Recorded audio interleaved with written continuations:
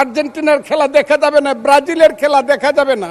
তারা বল নাটক তাদের পছন্দ না, ফুটবল খেলা তাদের পছন্দ না। এখন দেখতেছি বলতেছে ফুটবল খেলা যারা দেখবে এরা কাফের। যে মেসি শ্রেষ্ঠ গোল করেছে, 5টা গোল করেছে, যে রোনালদো কালকে 2টা গোল করেছে, তাদেরকে আপনি ঢাকার মাঠে আনেন। মানুষ যদি জানে ফ্রেন্ডলি গেম, তাইলে একদিন খেলা দেখতে যাবে রোনালদো আর মেসিকে।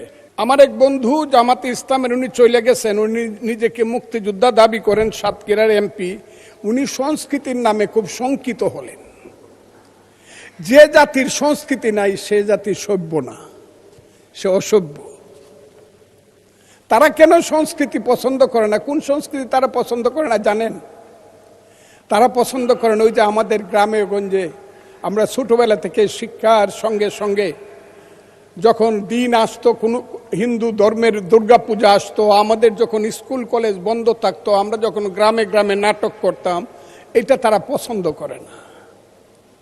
কৃষক যখন শীতকালে ধান লাগিয়ে পরে যাত্রা গান দেখতে যাইতো চাদর গায়ে দিয়ে, সেই রূপবানের গান বলেন আর মা মাটি মানুষ বলেন, যাই বলেন, যখন তার হৃদয়কে ভরে আবার সকালবেলা খেতে হাল চাষ করতে যাইতো, এইটাকে ওনারা পছন্দ করে না। ওই বাউল গান যখন হইতো, আমার মতো কথা আমি বলি, কারে দেখাবো মনের দুঃখ গো হৃদয় সিরিয়া, সেই শানুরের গান তাদের পছন্দ হয় না।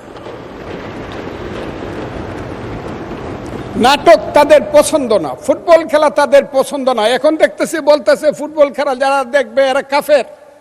আর্জেন্টিনার খেলা দেখা যাবে না, ব্রাজিলের খেলা দেখা যাবে না। তারা বলতেছে, তারা আমাদেরকে মধ্যযুগে ফেরত নিতে চায়, বর্বরতার দিকে নিয়ে যেতে চায়। সেই বর্বরতার দিকে কি আমরা যাব?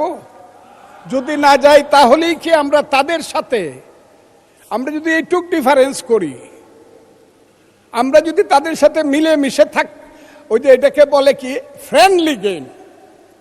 যে মেসি শ্রেষ্ঠ গোল করেছে, 5টা গোল করেছে, যে রোনালদো কালকে 2টা গোল করেছে, তাদেরকে আপনি ঢাকার মাঠে আনেন। মানুষ যদি জানে ফ্রেন্ডলি গেম, তাইলে একদিন খেলা দেখতে যাবে রোনালদো আর মেসিকে, কিন্তু দ্বিতীয় দিন আর ফ্রেন্ডলি গেম খেলতে যাবে না। পার্লামেন্টে যে গেমটা হচ্ছে, এই গেমটা কিন্তু কিছুদিন পরে কিন্তু মাঠ খালি পড়ে থাকবে। কথাটা আমি বললাম। আমি আরো বললাম, এখানে কেউ যে কথাটা বলে নাই। আমি মুক্তিযুদ্ধ সম্পর্কে একটা কথা বলবো। আপনি বসে আছেন, আপনি মুক্তিযুদ্ধ দেখেন নাই। স্পিকার সাহেব থাকলে উনাকে বলতাম, উনি কি করে সেই জকিগঞ্জ থেকে ধরে সিলেট পর্যন্ত সালুটিকার বন্দরকে রক্তের সাগর সৃষ্টি করে শহীদ জিয়ার নেতৃত্বে, জিয়াউর রহমানের বীরত্বের নেতৃত্বে সিলেট দখল করেছে, যে সেই রক্তের সাগর, সেই মুক্তিযুদ্ধের কথাটা আমি বলতে চাই। সেই মুক্তিযুদ্ধের কথাটা আমি এই কারণে বলতে চাই, আমাকে একটু সময় দিবেন, হাত জোর করে বলছি, আমাকে একটু সময়। আপনি তো আমাকে চিনেন, ভালো করে চিনেন, পরিচয় দেওয়ার তো দরকার না।